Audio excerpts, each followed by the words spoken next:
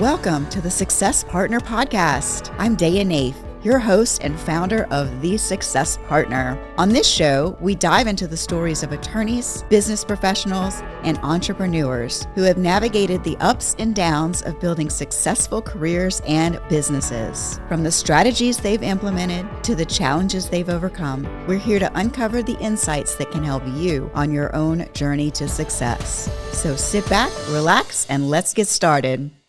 Welcome back, everybody, to the Success Partner Podcast. I am your host, Daya Naef, and today we have in the studio a legal logistics expert, and I'm so excited to have Seth Alcozer in the studio. So Seth, just go ahead and get started and take it away. I appreciate you having me. My company is Legal Logistics Consulting. I've been in the legal industry for the better part of 15-ish years, give or take.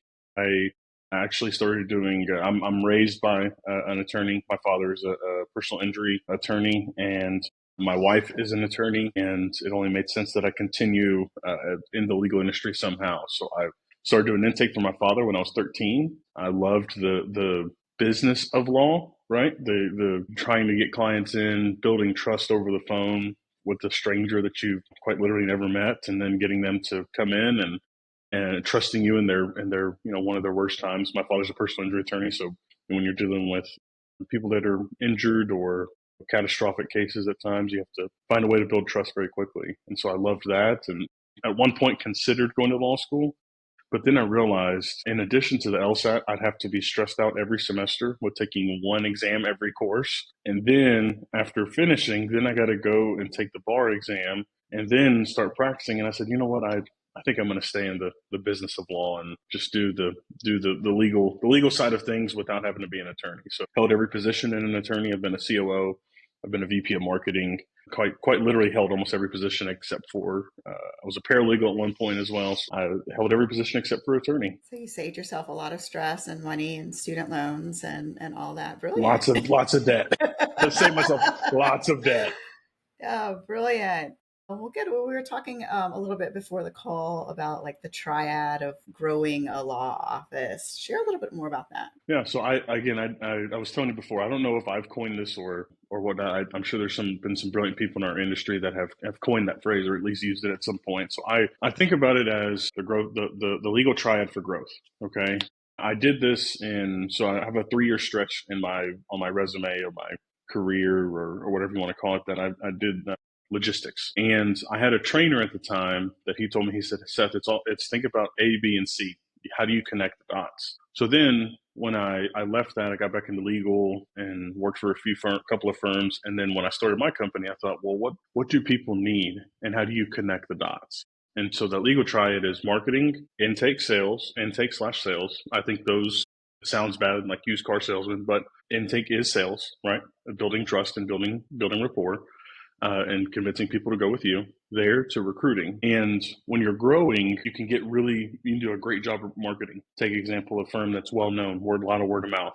Well, if they're doing great, but their intake and their sales side is horrible, they're going to quickly go downhill, right? That's just the nature of it. But let's say they're killing it in both. Well, typically that means that they're going to start having more work coming in. Well, then from there, we're going to have to recruit.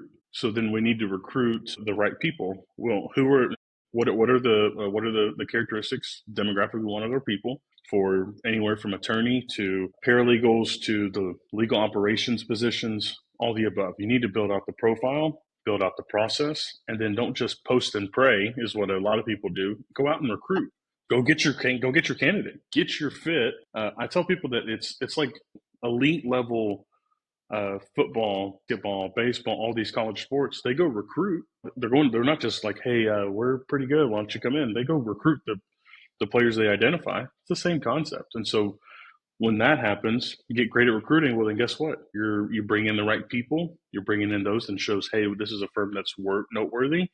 Then from there, you're back to marketing. And it's just this synergistic relationship that has to exist. And if you don't have that, you're likely not growing the right way or the way that you want to. Yeah, it makes sense. I often try to tell the firms I work with that you're not marketing just for clients, you're also marketing for new talent. And if those things are not synergistic, then you're not going to be sustainable in different ways. It's very interesting. And putting which cart before which horse also is a very strategic decision. Yes. Well, and sometimes so I served as the COO for my wife's firm for 2 years. Went from a team of five in March 1st of 2022. I left my logistics job and joined them. We were a team of five.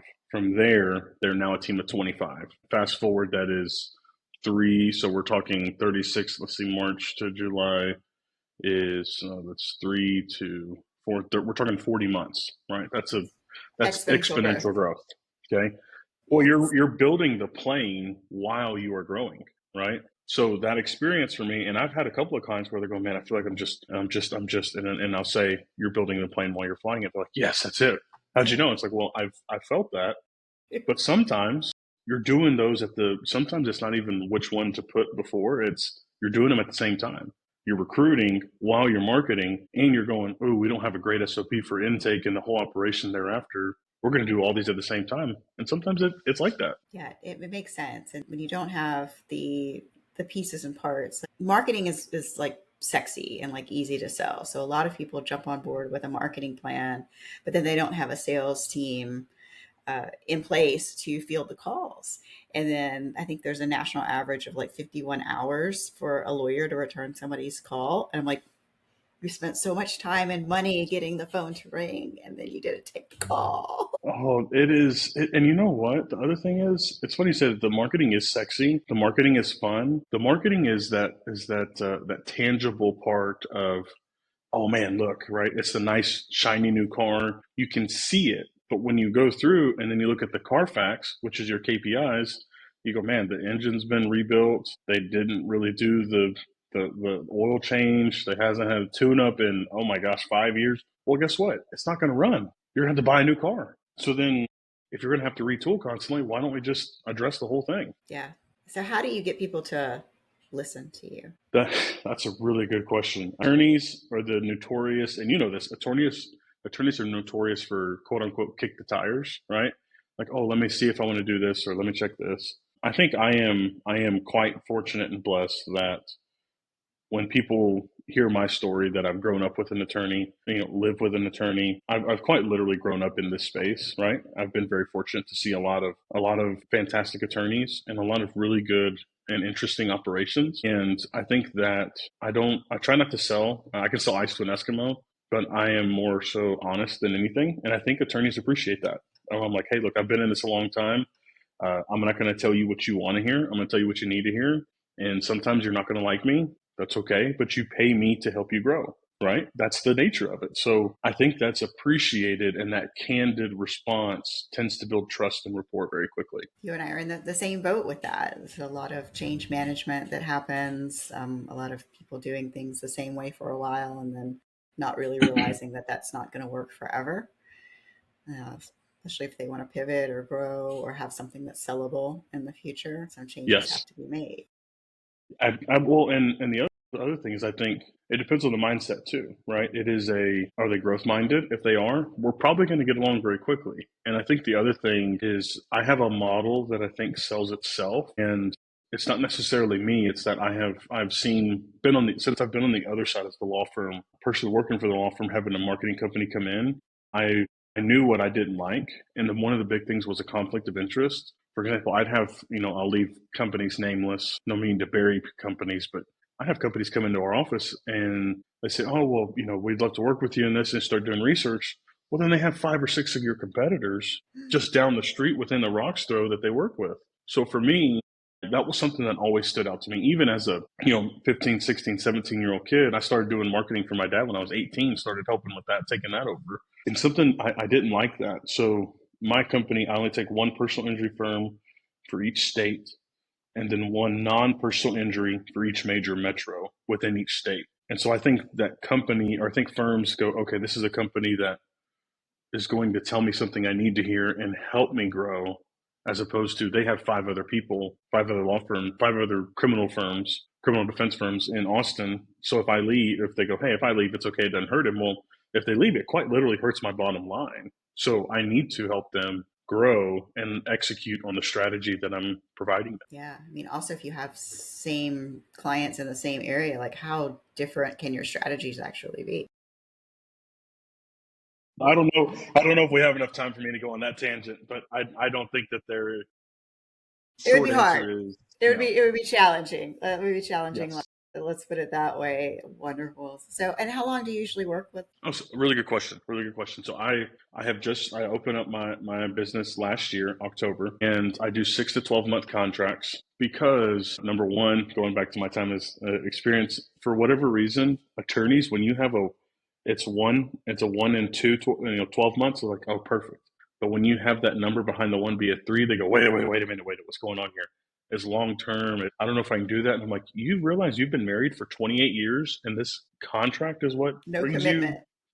Yeah, no commitment. I'm like, well, and my wife's like that. I'm like, you realize we've been married almost 6 years now. We've been together for longer than that, 8 years. So it's like, you are okay with commitment. It's just for whatever reason, that number. But I've always thought that was interesting. But I do 6 or 12 months because I think that growth stages are quarterly, particularly early on in an arrangement. Oftentimes my clients are either solos wanting to grow or 2 to 5 attorneys. I have a client that they are 28 attorneys, but in a team of over 100, but they're still growing and they still are on a growth path. The numbers indicate that. And so I try not to do anything more than 12 months because a lot can change in 12 months. And my ultimate goal is if I am retained coming in doing as a CMO, integrator, helping with all of those. And what I will do is say, hey, let's do 6 months. We'll see where you are at the end of the 6 months. And then my arrangement with them may change. It may go from, hey, I'm acting as all of the marketing here, and then we're also improving operations. Well, in that 6 months, what if we've already solidified operations and made a great hire on the intake side? So then we go, hey, now we can shift towards what do we need to do on the legal side and generate even more business. Then the next 6 months, we may be looking at making a recruiting hire. Well, if it's a litigation firm, we're in July, a lot of these if they want to go after big law associates, big law burnouts, well, then those big law burnouts are going to get to their bonuses of this year. They want to get the money. So then you're really recruiting for next year, mid Q1. So it really varies. All that to say,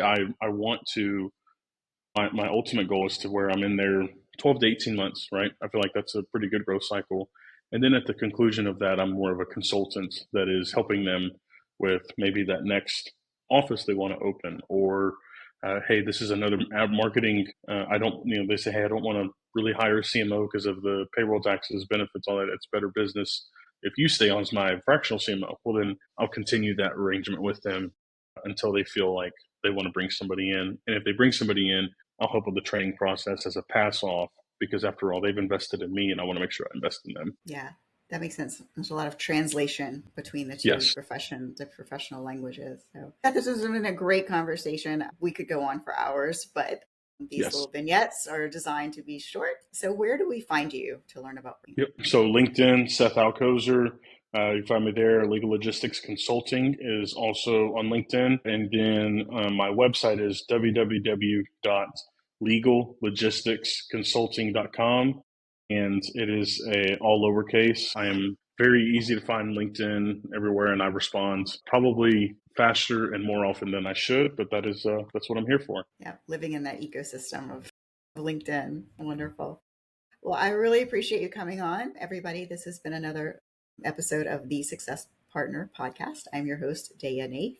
Please like, subscribe, and stay tuned.